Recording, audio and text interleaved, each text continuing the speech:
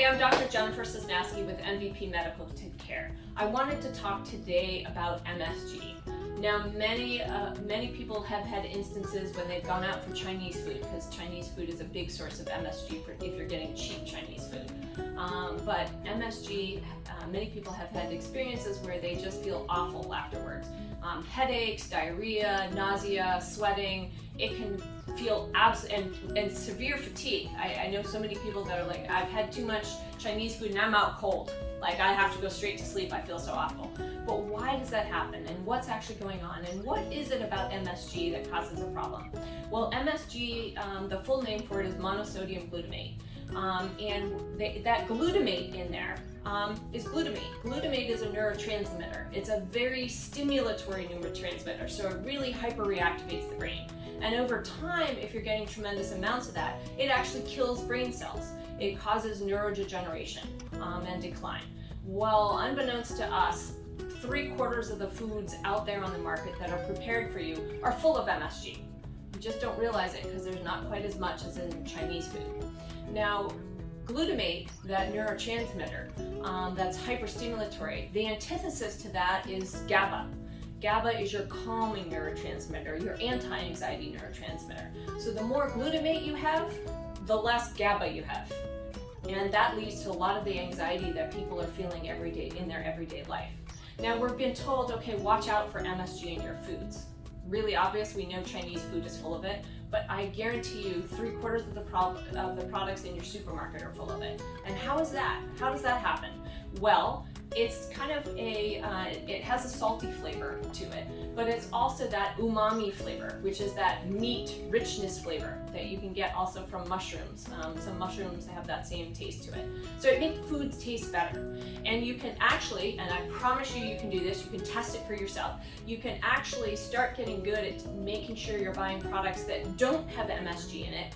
And within a month or two, you'll be able to suddenly taste MSG in your food. Right now you have no idea you're eating it, but you'll be able to taste it. I had a friend and a patient of mine that had ALS. They did Lou Gehrig's disease, so he's losing all function in his body. Glutamate is a huge trigger for ALS. So we had him on a MSG-free diet, and he was a foodie. Food was his life. He was out eating at restaurants all the time, and I promised him, like, you gotta ask the chefs, you gotta make sure there's no MSG in any of your food. And he's like, I will never get to tasting it. One night he called me at 7 o'clock at night and said, Dr. Jen, guess what? I figured it out. I had the steak, and it just tasted too good. So I called the chef back and said, hey, do you have MSG in this? Sure enough, they had MSG in it. He was so excited that he could finally taste it. But you can taste it. You can taste it in your what is the,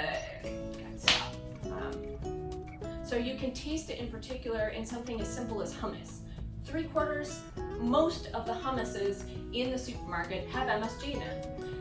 And if you get one without the MSG in them, have them side by side, taste them side by side. You probably will notice a difference in taste.